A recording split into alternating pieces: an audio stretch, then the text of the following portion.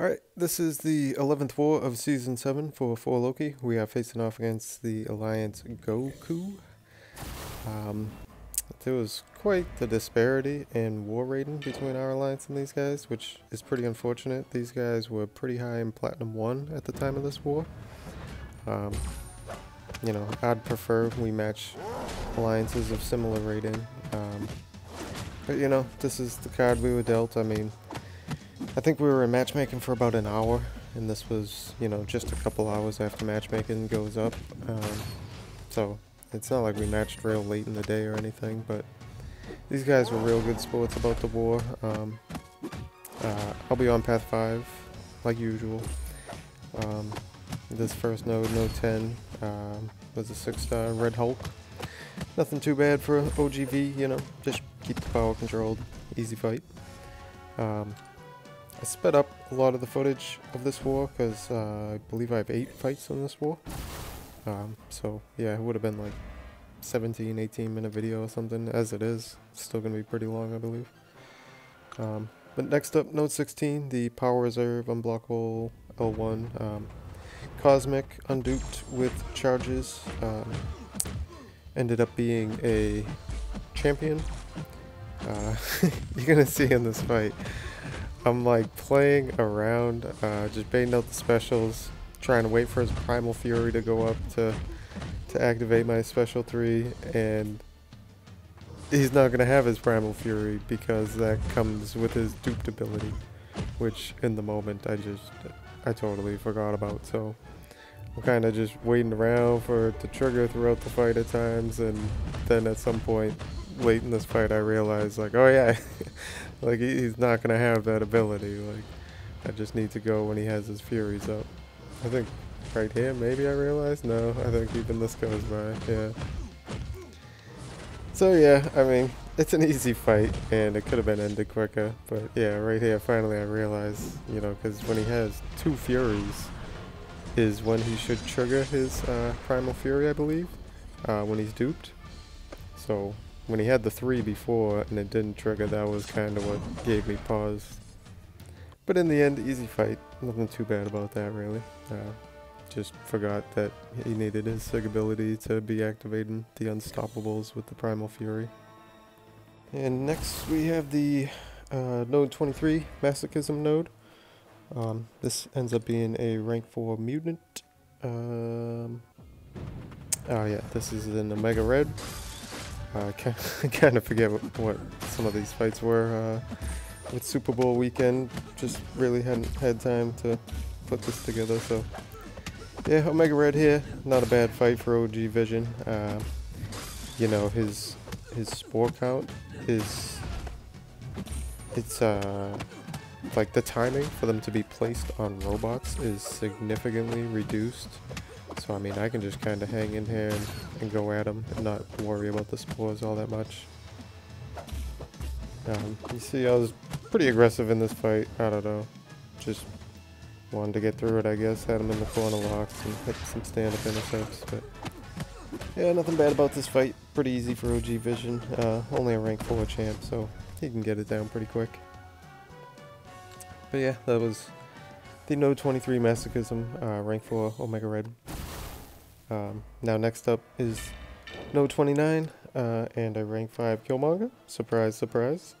At this point I have half suicides with the max recoil and everything. Threw on a power start boost, so, trigger my parry right there at the start. That way it feeds into the Mystic Dispersion. Try and get my SP2s going that much quicker in the fight with the power start. It's a good thing I actually used the power start for this fight.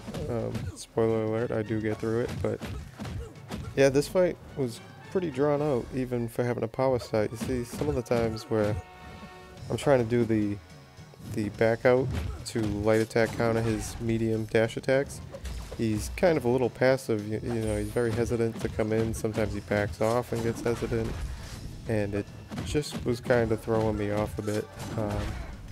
It really took a while in this fight to kind of get going. You see, it took me about a minute here to actually get him backed into the corner. So yeah, I don't know. Without the power start, the way this one played out, you see right there, I screwed up. Luckily I had the limbo going, that definitely saved my butt right there, got all that health back. Just went too early on his dash attack, which then led to me getting clipped by it. Luckily limbo saved my butt, able to get him back into the corner here. You know, in the process of doing this fight with how slow that whole first minute got going, getting him back into the corner and everything, it was definitely in the back of my mind, like, just how slow the process of getting his health down was in this fight. Typically when I use a power start, the fight usually takes around 2 minutes, at most, usually maybe 2.5. But you know, as we were progressing through that second minute, I was really thinking that it was just really slow going getting his health down for having a power start. You see, you know, it took almost 2 minutes 40 seconds to get him down, which is pretty long for having a power start to start the fight and getting the SP2 cycles going that fast. But yeah, in the end, did get it down. Had that one big mistake, but luckily, you know, the limbo bailed me out. Next up is the Node 34 Vigor with Burden of Might. It's a rank 5 Cosmic, which ends up being a Hyperion, so threw on an invulnerability boost just in case.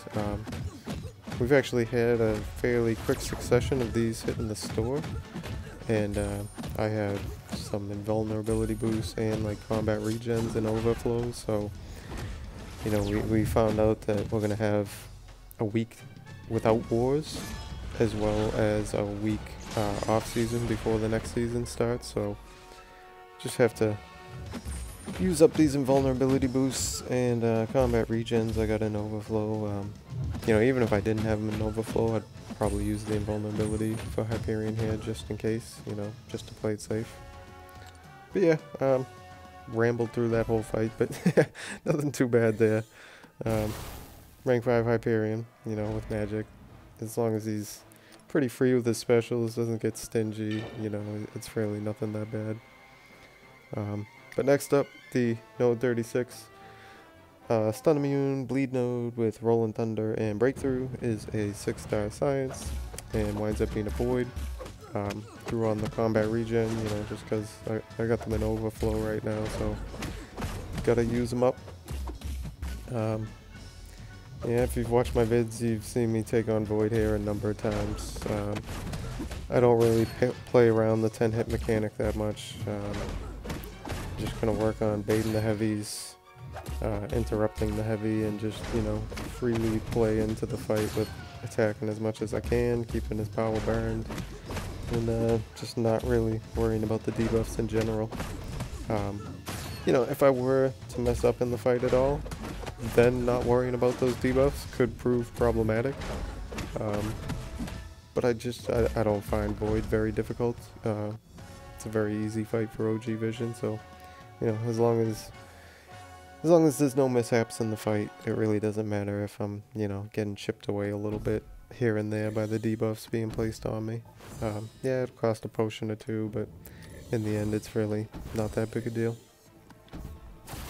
You see, I have Omega Red in the team. I haven't used him at all on this path so far, but I will get some main boss action, so Omega Red will serve a purpose in this war. But next up, this Node 48 mini boss is a 6-star unduped Thor Ragnaroks. Nothing tough about this fight really, just, you know, gonna bait heavies for the most part, not really worry about the power. Feeding into him with the kinetic reactor, you know, with OG Vision. Just going to be able to keep him power drained for the most part throughout the fight, even if he has, you know, any specials at all. Like, Thor Ragnarok, probably one of the champs that most freely throws his SP1. His special one, he's more than happy to throw that, even on all or nothing nodes, without a champ with taunt or anything. You'll still find that he throws that special one at times. I don't know, I guess something in his programming that just has him like so free to throw that even on All or Nothing he won't hold it. So, you know, this fight really just as long as I'm throwing a special when I hit that 20 hit threshold with him getting the power game, there's really nothing to worry about. Easy fight for OG Vision. So yeah, that was the Thor Ragnarok on node 48. And next up we have the last fight of the war, 5-star rank 5 Morningstar on the main boss node. I didn't even know if I was going to be taking this even after I finished that Thor Ragnarok fight. A little bit of discussion, and then I just decided, screw it, I'll throw on my suicides and give it a go. Now, I mean, stacking the spore count without the Sabertooth synergy can be a little tough with Omega Red. You know, the Sabertooth synergy gives you 30% faster application of the spores and a 30% slower drop off of the spores. So I mean, you can see they stack real slow, but they drop off like instantly. So in the fight, I'm really just trying to, you know, bait his SB1s or her SB1s, whatever it is. Don't really want to deal with the SB2s just in case I happen to mess up at all. You know, here I got the spores stacked, so getting some good damage on her. Really just want to bait out the SB1s. When baiting the heavies, you see there, that heavy would have missed.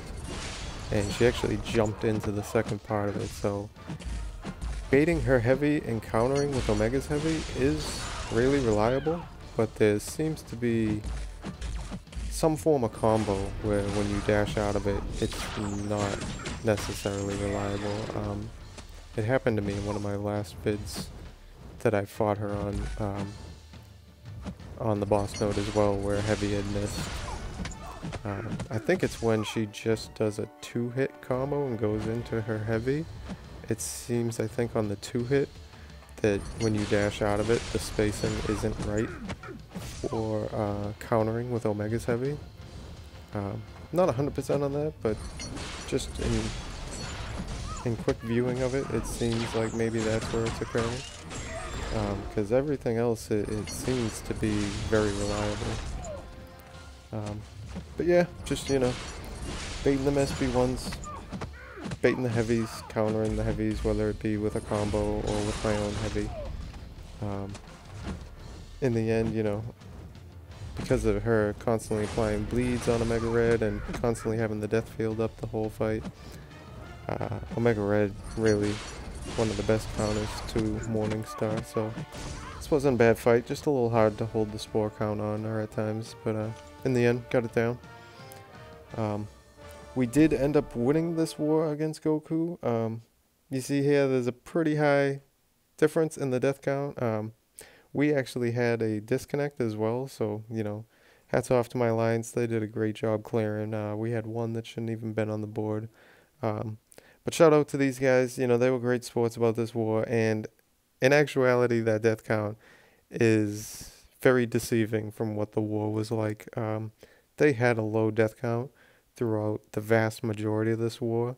They started to kind of tail off late in the war, and you know, we weren't piling any on, so I think at a certain point they realized that it was over and just kind of, you know, threw champs at some fights, and the deaths really piled up late. But they got through the vast majority of this war with a real low death count, so hats off to them. Best of luck to them in the future. I'm sure they're going to be up there competing for High Plat 1, maybe Masters. But yeah, that'll do it. Thanks for watching.